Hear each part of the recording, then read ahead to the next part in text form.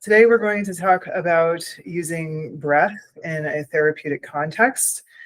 I'm here with David Gonzalez of Full Presence Qigong. He's got 20 years of experience studying and teaching Qigong. And I'm Long Rottman. I'm the owner of Prosopon Therapy, psychotherapist and bodywork. So we started having a conversation recently about observing breath in clients. Yeah, one of the things that I've been kind of contemplating and don't really have the answer to yet is kind of like, what can the breath reveal to us about ourselves, our own internal state, what's going on with us, and then about like somebody that we're working with. It's one of the ways that we can track ourselves and also track our clients when we are in a process or going throughout our day. It's a tool that we use both personally and professionally. And so there's different ways that the breath can show up. Yeah, I mean, like one of the things that we can look at is like, where are we breathing in the body? Yeah, where in the body? You know, it's like, how deep is it going? Are we breathing into our belly? Are we breathing into our chest? Is it shallow? Is it deep? Is it short and quick?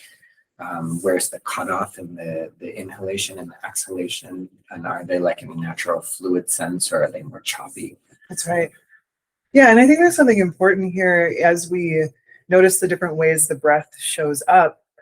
We're talking about this from just a noticing perspective as opposed to a controlling perspective. So breathwork activities can be very helpful, especially when it comes to trying on different breath types or training the breath.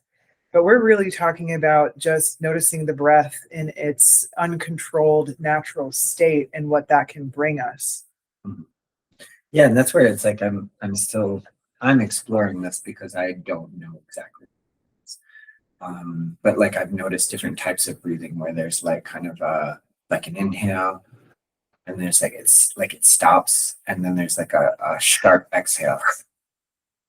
You know, and so like just like noticing this type of breathing within a client, and then kind of like going into like where that client's at, what's going on with them energetically, psychologically, emotionally, and kind of like piecing that together. Absolutely, yes. And I'll share a breath pattern that I've noticed throughout my practice is often when people are processing anything, but especially trauma, the breath will get really shallow.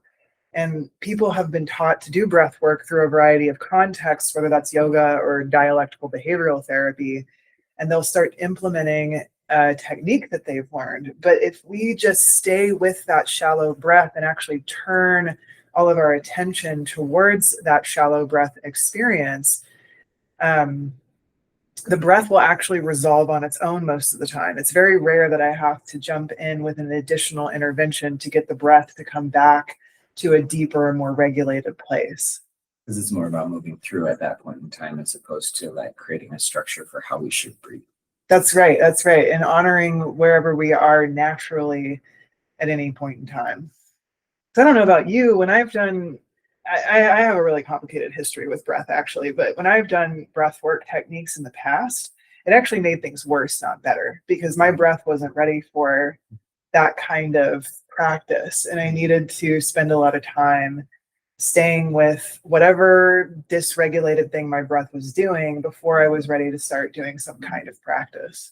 Yeah, I could see that. And then also depending on what type of breathwork practices people are utilizing for what type of people and where they're at. That's right. So like when we're talking about like a client, for example, that is like feeling ungrounded, and then we give them a bunch of like really shallow, sharp breaths and like kind of like it's all up here, it can actually unground them more. That's right. You know, versus like being like, let's just take a few deep breaths into our belly. Right. You know, and just kind of feel our belly space, feel our breath, feel what that feels like. And that just starts to drop the attentional awareness down into the body. Yeah. So a lot of this talk that we have, or these thoughts we have about breath, have to do with awareness and the placement of awareness in the body. So this is where, and of course the breath is in the body, but I don't think it's always obvious to people how truly linked everything is. And, you know, and there's this idea in yoga, for example, of being able to breathe even down into your ankle or your foot. Yeah. Or, and there's these ideas around prana where we move prana by moving the breath, right? Totally. And it feels that way. I actually feel like I'm breathing in my ankle, even though there's no lung there. Right. Yeah. Yeah. I had a student one time who said, he's like, what do you mean when you say breathe into the lower back? Mm. And it's like, it's a great question, and it's like kind of like utilizing the awareness with the breath to go into a space in the body. That's right. Yeah. And there's something about linking it to the breath that amplifies the intensity of the sensation of our awareness being in that part of the body. Totally. Yeah. So, and we can talk about this from the energetic perspective. There's also, I'm not going to get into it, but there's a whole lot of science that backs this up, including the benefits of moving our awareness around our body, which I'm actually going to dovetail us over a little bit to Qigong, because Qigong has a lot to do with moving the awareness around the body. Yes. Can you speak to that a little bit? Moving the awareness around the body in correlation to breath.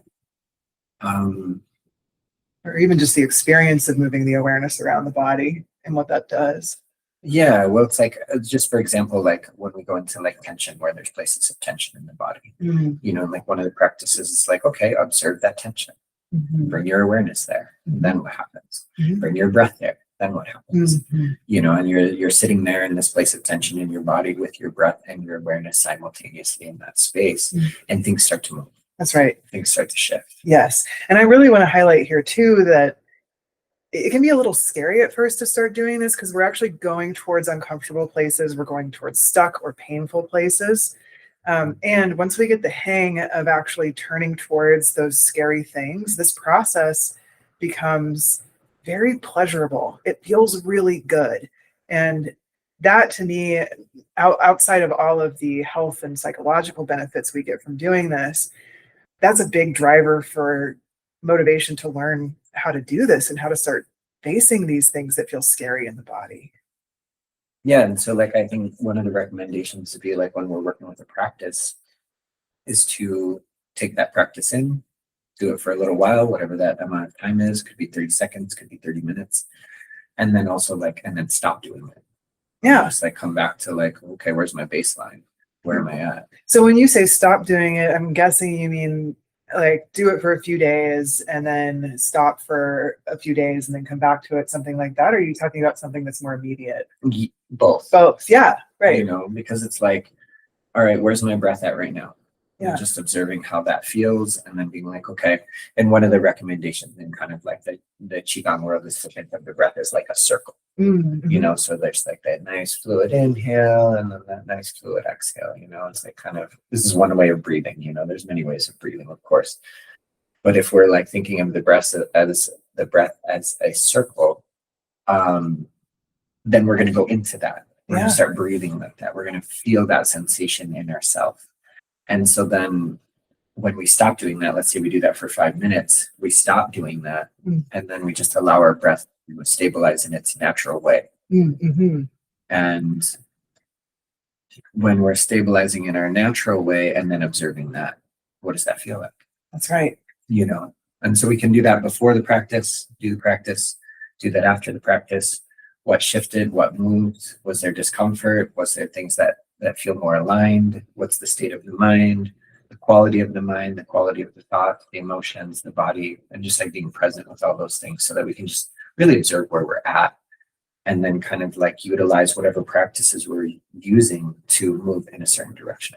That makes so much sense. And I love this emphasis on using the breath as a way to evaluate how we naturally are, bring more awareness. If I go into a practice that has like an application or a control feeling to it, and then I can go back to my natural state, I actually get some clarity about how my natural state is operating. I also really loved what you said about circle breathing, because the box breathing is really popular. So just even thinking about, maybe you want to try this, breathing in a circle versus breathing with box breathing, and just noticing how that creates a different state of consciousness depending on what you're focused on. Yeah. Great. Yeah. And there's like a whole bunch of different types of box breathing or circle breathing and things like that that can be experimented with for different reasons. For different reasons, right? And so now we're deepening into here the tools of breath and how they can be applied, and especially in a practice like Qigong or yoga, which I think more people are familiar with. They have the same practice of using different breath types to treat or explore or to send the energy in one direction or another direction. Something I love about Qigong is that they do it based on the flow of the seasons and what organ channels are being lit up at any given time. Yeah. And so it's interesting because in Qigong, it's like there's this typically a gentle movement, not always, but usually. And then kind of the guidance of the breath, like we're going to inhale as we're moving in a specific way. We're going to exhale as we're moving in a specific way. And then there's the awareness of like where are we placing the awareness in that moment? And there's a lot of different things that we can do that according to the season, the element, the organ that we're working with, different things like that are going to help clear things, harmonize things, stabilize things. There's just a lot of different ways to interact with these three simple tools of awareness, movement, breath. Awareness, movement, breath. Yeah. Great. So I think we're coming up on time for today, but David and I talk a lot, so it's uncharacteristic for us to have a shorter conversation, but we wanted to show you a little bit of what two people who have a lot of experience in the field think about when it comes to breath. So I hope that was helpful. And David, always a pleasure. Thank you for joining me. Yeah, thank you. Wonderful. Bye for now.